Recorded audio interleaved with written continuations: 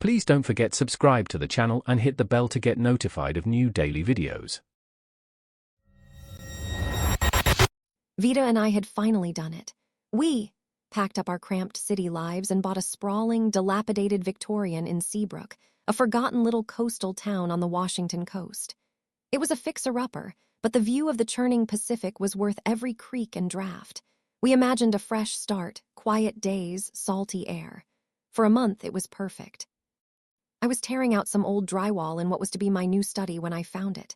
An antique answering machine, the kind with chunky buttons and a tiny cassette tape, nestled in a hidden alcove behind a loose panel. It was beige, dusted with decades of neglect, probably from the 80s. I almost tossed it, but something compelled me to plug it in. To my surprise, a faint power light flickered on, and then a small red message light blinked steadily.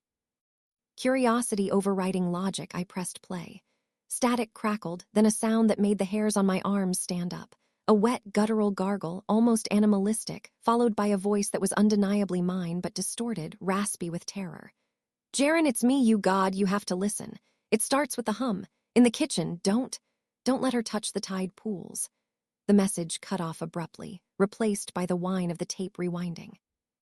I stood there, heart hammering against my ribs. My own voice, from where? And what was that about a hum? I shook my head, blamming old electronics and my overactive imagination. But then, from the kitchen, I heard it, a low, tuneless humming. It was Vida. She hummed sometimes, a nervous habit, but this was different. Deeper, almost resonant. I tried to ignore it, to dismiss the machine as a prank or a bizarre anomaly. I unplugged it, shoved it into a junk drawer. But 2 days later, on July 12th, I found it sitting on my nightstand, plugged in, its red light blinking insistently. Another message. I pressed play, my hands shaking. "The tide pools, Jaron, she brings something back. It's the eyes. The eyes are the first to change. July 14th. Get out before July 14th. My future self's voice was clearer this time, laced with sheer panic. "It needs warmth. It needs you." July 14th. That was 2 days away. I looked at Vida across the breakfast table. She was staring out at the gray, churning ocean, a serene smile on her face.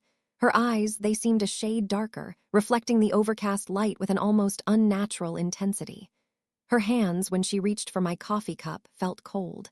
Not just cool, but chillingly cold, like wet stone. I tried to talk to her, to ask her about the hum, about spending so much time down at the tide pools. She just smiled, her eyes distant. "The ocean calls to me, Jaron," she whispered, her voice a little flatter than usual. "It has such beautiful things to share." Later, I found a collection of strange, dark shells and a piece of glistening, almost metallic seaweed hidden in her bedside drawer. That night, another message. This one was broken by what sounded like muffled screams, then my own voice, ragged and hopeless. She wants you now, it took her.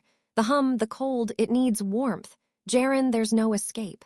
The tide takes everything. It's coming for you too. Look at her mouth. Look at what she keeps under her tongue." My blood ran cold. It was July 13th.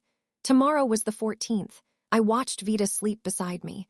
The hum, faint but undeniable, seemed to emanate from her. Her skin was unnervingly pale in the moonlight. I couldn't bring myself to look at her mouth. I couldn't.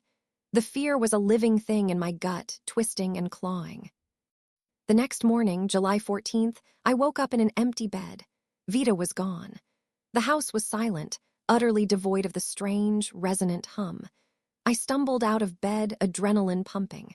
The answering machine was on the nightstand again, its red light blinking a final, solemn message. I pressed play. My own voice, clearer than ever, filled the silent room. Desperate, but with a terrible, resigned calm. "It's too late, Jaron. It took her. Now it's time for me to make the call. It wants new eyes, new warmth. You're next. The hum, it's in the walls now. Can you hear it? You're already making the calls, aren't you?" And then, from the very walls around me, I heard it. A low, persistent hum. And my hand, without conscious thought, reached for the phone.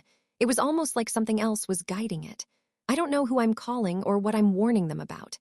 But the hum is getting louder, and my throat feels raw. I think I'm starting to understand. If you enjoyed this video, please hit the thumbs up button to like it. And please do subscribe to support the channel.